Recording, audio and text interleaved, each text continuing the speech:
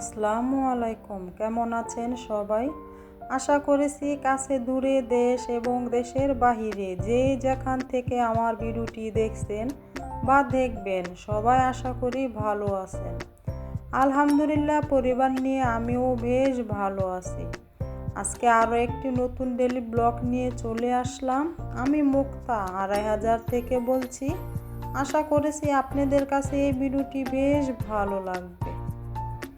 Video শুরুতে একটি request করছি, প্লিজ আমার ভিডিওটিতে একটি লাইক দিয়ে ভিডিওটি কন্টিনিউ করবেন।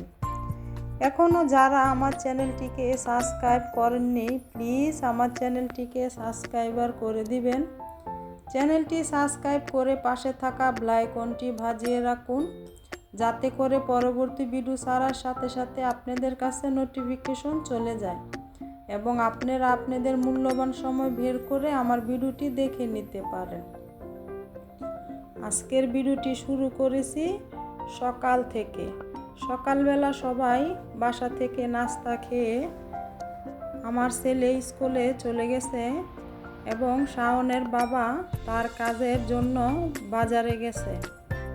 আর আজকে যেহেতু আমাদের বাসায় কিন্তু হুজুরের খাবার পড়েছে, এজন্য সকালবেলা কিছু কাঁচা সবজি নিয়ে কিনে পাঠিয়েছে। আমাদের বাসায় কিন্তু হুজুরের খাবার মাসে 2 বার পড়ে, কারণ মূলত আমাদের সমাজের যে মসজিদ, এই মসজিদ হয়েছে 2টা, এজন্য মাসের মধ্যে 2 বার খাবার পড়ে, 2 বার খাবার দিতে হয় হুজুরকে।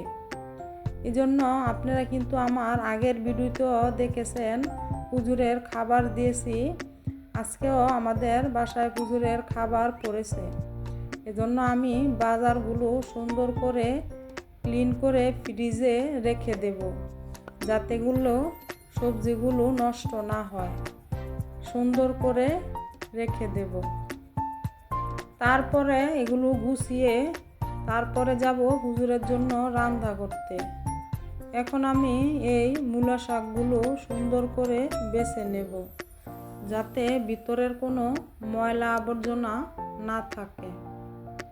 আমি অনেক আপুদেরকে দেখি যারা শহরে থাকে বা ভাড়া বাসায় থাকে, তাদের ভিডিওর মধ্যে দেখি আপুরা কিন্তু বাজারের হিসাব দেখায় যে তাদের মাসে এত টাকার কাঁচা বাজার লাগে বা এত টাকার শুকনা বাজার লাগে।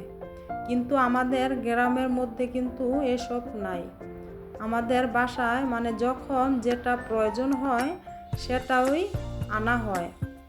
মানে ধরেন যে এই জিনিসটা শেষ হয়ে গেছে বা ওই জিনিসটা শেষ হয়ে গেছে, এটা আনা হয়। কিন্তু আমাদের গ্রামে কিন্তু মানে মাসে বাজার করা হয় না।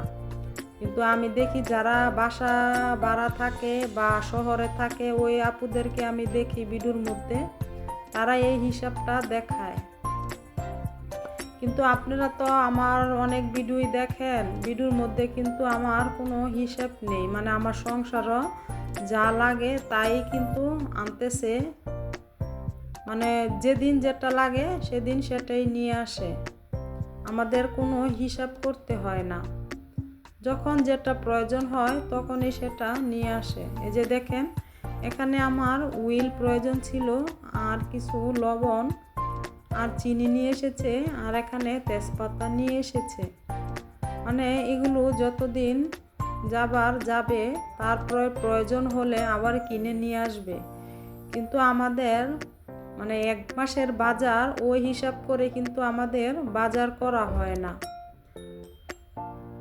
তারপর আমি সবগুলো কাঁচা বাজার এবং শুকনো বাজার গুছিয়ে নিলাম। নিয়ে আমার ছোট ছেলে আবার বলতেছে, মা আমাকে ড্রাগন ফল কেটে দাও। আমি বললাম আচ্ছা ঠিক আছে, তুমি বসো, আমি কেটে দিচ্ছি। কেটে আমি সাথে সাথে এই জায়গাটা পরিষ্কার করে নিয়েছি। আর এই বিলাতি ধনিয়া পাতাগুলো আমি ঝুড়ির মধ্যে ছড়িয়ে রেখেছি, শাকগুলো, যাতে ফ্যানের বাতাসে এর উপরে যে পানিগুলো আছে পানিগুলো শুকিয়ে যায়। এতে করে এই সবজিগুলো ফ্রিজে অনেক দিন যাবত রাখা যাবে। না হলে দেখা যাবে কি সবজিগুলো নষ্ট হয়ে যায় যদি পানির সাথে রাখা হয় ফ্রিজে। এই জন্য আপুরা তো সবসময় আমার ভিডিও দেখেন, আমি কাঁচা সবজি নিয়ে আসলে এর উপরে যে এক্সট্রা পানি থাকে ওগুলো শুকিয়ে তারপর আমি ফ্রিজের মধ্যে রাখি, এতে করে আমি অনেক দিন যাবৎ খেতে পারি। আমি কিন্তু রান্না অলরেডি বসিয়ে দিয়েছি, এক চুলায় ডাউল আর এক চুলায় মুরগির মাংস রান্না করেছি। এখন রান্না করব মিষ্টি কুমড়া রুই মাছ দিয়ে, হালকা ঝোল রেখে রান্না করব। প্রথম আমি মাছগুলো ভেজে নিয়েছি, এরপরে আমি মিষ্টি কুমড়াগুলো ভেজে নিয়ে সুন্দর করে কষিয়ে নিয়েছি। এর মধ্যে দিয়েছি হলুদ, মরিচ, লবণ, ধনিয়ার গুঁড়া এবং পেঁয়াজের গুঁড়া দিয়ে ভালো করে নেড়েচেড়ে কষিয়ে নিয়েছি। আমাদের কিন্তু তরকারি টেস্টটা বাড়ে জানেন কখন?